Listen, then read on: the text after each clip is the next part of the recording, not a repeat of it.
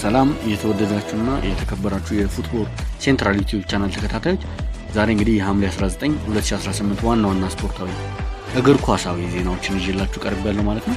በዚህ ዜና ሴሽን 5 የተለያዩ ዋና ነጥቦችን ማነሳ ይሆናል።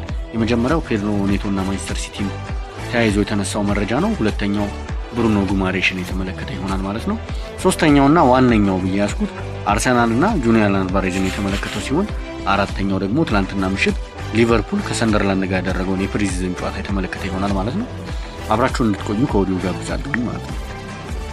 እንግዲህ የመጀመሪያው መረጃ ሲጀምር ፔድሮ ኔቶ ወደ ማንቸስተር ሲቲ ሊዘዋወር ይችላል ያለው ስካይ ስፖርት ነው። በዛሬው ዕለት ስካይ ስፖርት ረፋዱን ባወጣው መረጃ በ2024 ከወልቭስ ቼልሲን ተቀላቅሎ የነበረው የፖርቹጋላዊ ኢንተርናሽናል ፔድሮ ኔቶ በአሁኑ ሰዓት ሲቲን ሊቀላቀል የሚችልበት እድል ከፍተኛ መሆኑን አንስቷል ማለት ነው።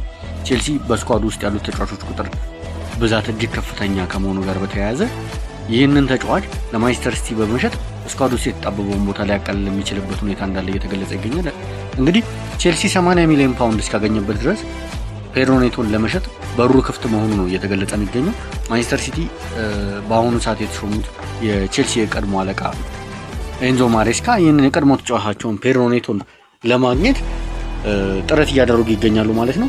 ሲቲ ከዚህ በተጨማሪ ሳቪኖ እና ኦማር ማርሙሽ በዚህ ክረምት ሊለቁ እንደሚችሉ ከፍተኛ ግምቶች እየተነገሩ ይገኛሉ። ሳቪኖ ባለፈው ዓመትም ሆነ ከዛ በፊት ብዙም የመጫወት እድል እያገኘ አይደለም። ኦማር ማርሙሽን በተመሳሳይ ከአቋም መዋዠቅ ጋር በተያያዘ እድሎችን እያገኘ አይገኝም ማለት ነው ግብፃዊ። ስለዚህ ሁለቱም የሚሸጡ ከሆነ ፔድሮ ኔቶን ዋነኛ ተተኪ አድርገው እንዲያዙ ነው እየተገለጸ የሚገኘው።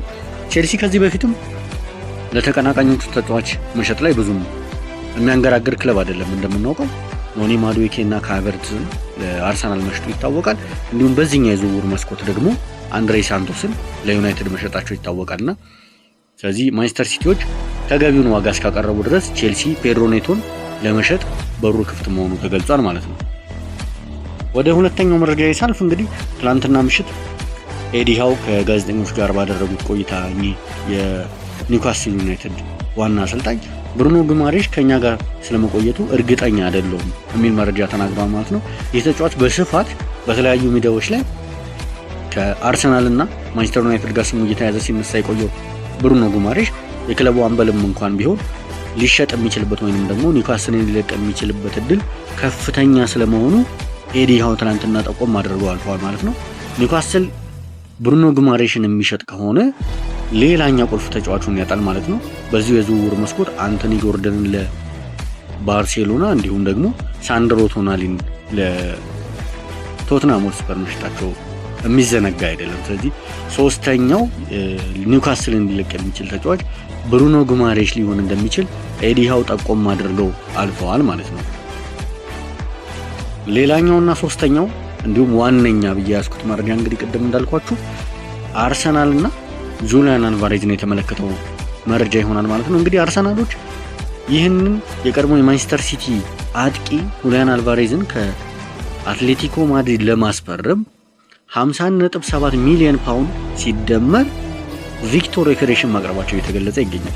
እንግዲህ ዮኬሬሽ ባለፈው ክረምት አርሰናልን ከተቀላቀለ በኋላ በሁሉም ውድድሮች ባደረጋቸው 51 ጨዋታዎች 21 ግቦችን ያስቆጠረ አጥቂ ሲሆን ነገር ግን አርሰናሎች እሱን ሲደመር 50.7 ሚሊዮን ፓውንድ ሰጥተው አልቫሬዝን ሊያመጡ ነው ሲል ስካይ ስፖርት ዘግቧል ማለት ነው። ተጫዋቹ ጁሊያን አልቫሬዝ ከዓለም ዋንጫ መልስ የአትሌቲኮ ማድሪድን ካምፕ ያልተቀላቀለ መሆኑ ሲታወቅ ከዚህም በተጨማሪ ዋነኛ የተጫዋቹ ቀዳሚ ምርጫ ባርሴሎና ቢሆንም አትሌቲኮ ማድሪዶች ፈጽሞ ለቅርብ ተፎካካሪያቸው ወይም ደግሞ ለባላንጣቸው ባርሴሎና እንደማይሸጡት አስረግጠው ነው የተናገሩት ከዚህም በፊት። ስለዚህ አሁን የቀረበላቸው የአርሰናል ኦፈር እምቢ ሊሉ የሚችሉት አይመስልምና ጁሊያን አልቫሬዝ አርሰናልን የመቀላቀል እድሉ ይበልጥ እያደር እየሰፋ የመጣ ሆኖ ተመልክተናል ማለት ነው። እንግዲህ አርሰናሎች በዚህ የዝውውር መስኮት ብዙም እምብዛም እንቅስቃሴ ያላደረጉ ክሪስቶፍ ዞሊስን ከክለብ ብሩጅ ከማምጣታቸው በተጨማሪ ይሄ ነው የሚባለው የረባ እንቅስቃሴ ማድረግ አልቻሉም ነበር። ነገር ግን ጁሊያን አልቫሬዝን ማግኘት የሚችሉ ከሆነ እጅግ በጣም ከፍተኛ የሆነ ማጥቃታቸው ላይ ከፍተኛ የሆነ ኃይል የሚጨምርላቸው ነው የሚሆነው። ከዚህ በተጨማሪ ከሪያል ማድሪዱ ብራዚላዊ ተጫዋች ቪኒሺየስ ጁኒየር ጋም ተያይዞ ስማቸው እየተነሳ ይገኛል። ስለዚህ አርሰናሎች ማጥቃታቸውን ማጠናከር ላይ በርትተዋል ብለን ማለት እንችላለን ማለት ነው። ሌላኛው አራተኛውና የመጨረሻው መረጃ የሚሆነው ትላንትና ምሽት ሊቨርፑሎች ከሰንደርላንድ ጋር በአሰልጣኝ አንዶኒ ኢራኦላ ስር የመጀመሪያ ጨዋታቸውን አድርገዋል ማለት ነው። እንግዲህ ሊቨርፑል በትላንትናው ጨዋታ ሰንደርላንድን 4-1 በሆነ ውጤት በማሸነፍ ጥንካሬውን ያሳየበት ጨዋታ ነበር ትላንትና። በትላንትናው ጨዋታ ላይ ኬረን ሞሪሰን፣ ዶሚኒክ ሶቦስላይ፣ ፌዴሪኮ ኬዛ እና ሌዊስ ኮማስ የግቦቹ ባለቤቶች ነበሩ። ከዚህ በተጨማሪ በዚህ ጨዋታ ላይ እንግዲህ የሊቨርፑል ተከላካይ ጃኦ ጎሜዝ መጠነኛ የሚባል ጉዳት እንዳጋጠመው ተገልጿል ማለት ነው። ሊቨርፑሎች 4-2 ነው ይህን ጨዋታ ማሸነፍ የቻሉት። እንግዲህ የሊቨርፑል የፕሪሲዝን ጨዋታዎች በዚህ አላበቁም። ከዚህ በመቀጠል ሬክስሃምን ይገጥማል፣ ሊድስን፣ ሞናኮና ኮሞን እንደሚገጥም ይጠበቃል ማለት ነው። በፕሪሲዝን ዝግጅት ላይ እንግዲህ የመጀመሪያ የፕሪሚየር ሊግ ጨዋታቸው የሚሆነው ኦገስት 23 ከኒውካስል ጋር ይሆናል ማለት ነው። እንግዲህ የሊቨርፑል የ26-27 ዘመን በጣም በጉጉት የሚጠበቅ ነው በአዲሱ አሰልጣኝ አንዶኒ ኢራኦላ ስር።